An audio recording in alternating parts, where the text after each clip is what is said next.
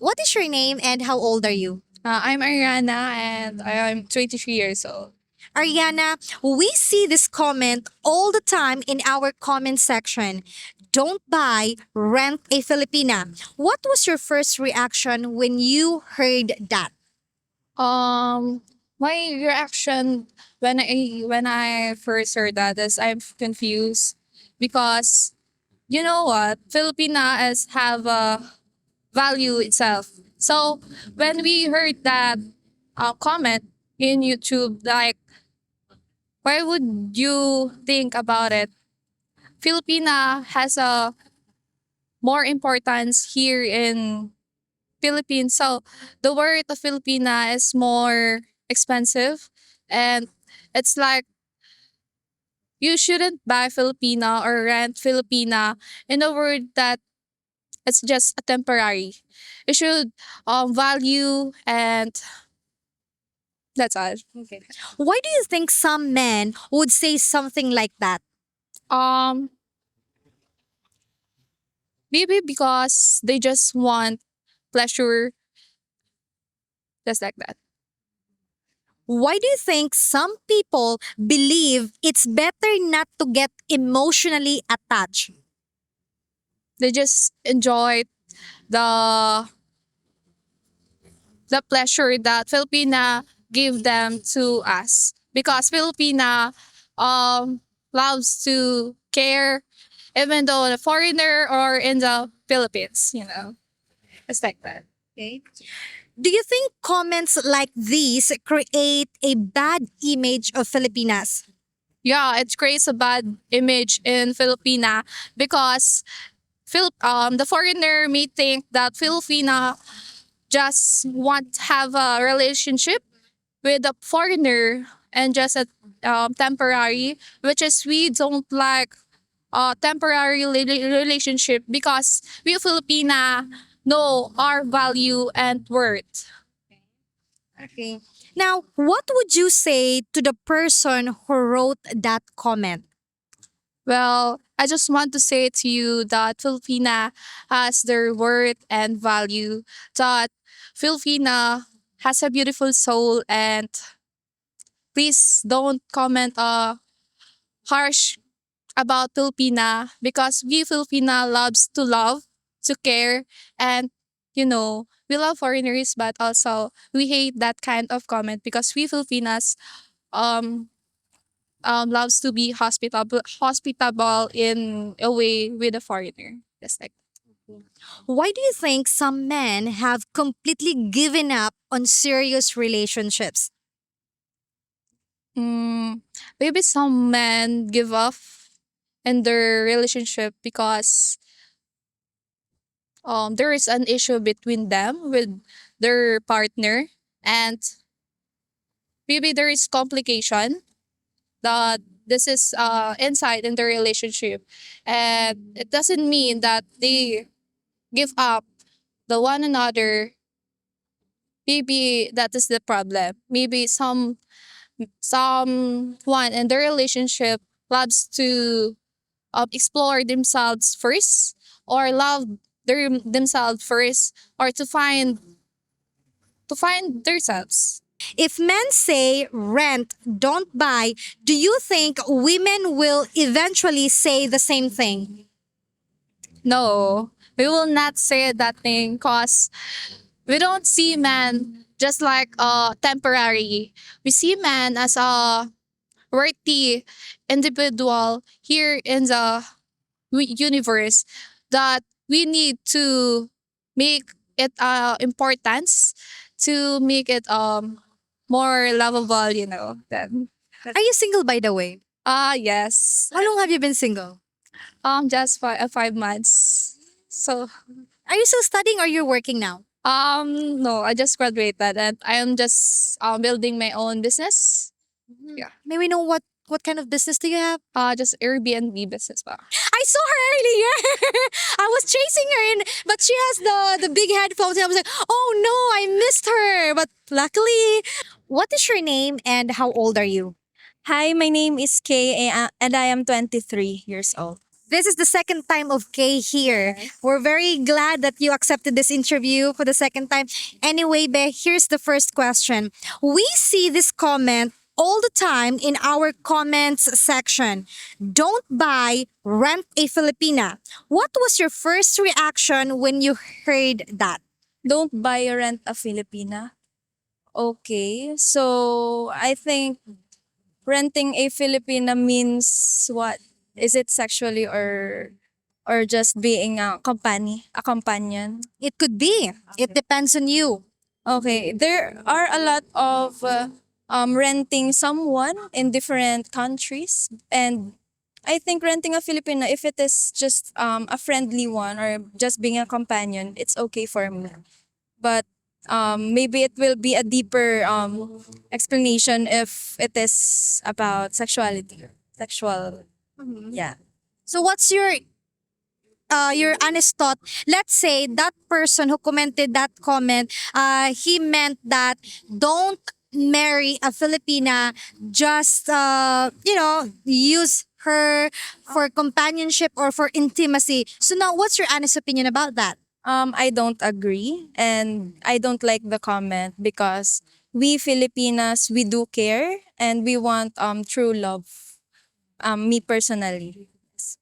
Why do you think some men would say something like that?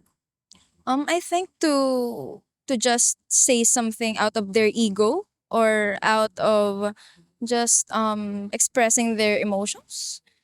But I think it is just a nonsense comment. Why do you think some people believe it's better not to get emotionally attached? Mm. I think because being attached emotionally, it is hard, really hard be unattached, and it will be very hard to recover from it. And maybe those people who tell those advice like that were the ones who experienced it already, and they just want to share it to others. So they rather not get emotionally attached to someone. Yes. Do you think comments like these create a bad image of Filipinas? Being emotionally attached. The first question that I asked you about don't buy, rent a Filipina. Do you think that comment, like that, I mean, create a bad image of Filipinas? It depends on the perspective of the person. But for me, I think no. Because um, a lot of people will truly know what a Filipina is or we as a Filipina. If you know a true Filipina, then you know. If you know, you know.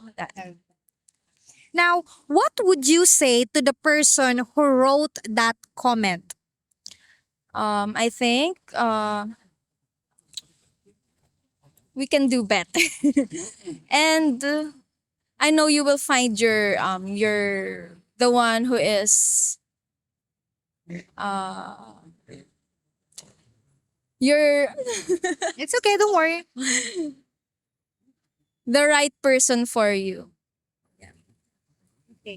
Why do you think some men have completely given up on serious relationships? I think those men are the immature ones, and I know men that has high ego in their selves, and I think they say that those things just to prove something, but they really don't prove anything. If men say rent, don't buy, do you think women will eventually say the same thing? No, no, No, just no. no. Babe, because I know it's been a long time since I interviewed you the very first time. What is your course again? Um, BS biology, but now I am already a graduate. When I first interviewed you, you were still studying, right? Yes. Now you're already done, graduated. Last June. Wow, I'm so happy for you. So now, are you working now? I'm still resting and I'm open for opportunities. I'm actually looking for a job na. What kind of job are you? Do you wanna, apply or? I really wanted to try virtual assistant, but now I am not capable because I'm still um, looking for a laptop. I want to purchase one. In internet. You need a high speed internet for that virtual assistants. Okay. You're 23, right? Do you have a boyfriend? Are you single? What? Single. Yes, single po. How long have you been single? Uh, since 2024. So 2 years na. 2 years. Do you plan to like work abroad? Right now, no. I don't. That's not in my plan right now. What is your name and how old are you? Rina, I'm 25 years old. Reina, we see this comment all the time in our comments section. Don't buy, rent a Filipina. What was your first reaction when you heard that? Don't Don't buy, rent a Filipina. rent a Filipina? I don't know, ma'am. I think naman don't buy rent Filipina. It's either the person probably think, Renting a Filipina. yeah, like for example, don't marry a Filipina. Okay. Just like not serious relationship with her. Use her for companionship or for intimacy, something like that. Okay. For me, ma'am, I think, ma'am, Filipina is genuine lover. If for me lang po, for me, all Filipina has different perspective about love. Filipina for me, they're looking for genuine love. Genuine friendship, ganyan. For foreigner, I think they're real, ma'am, and genuine for me. Okay. So are you saying that Filipinas are not into temporary relationship? No. Okay. Why do you think some men would say something like that?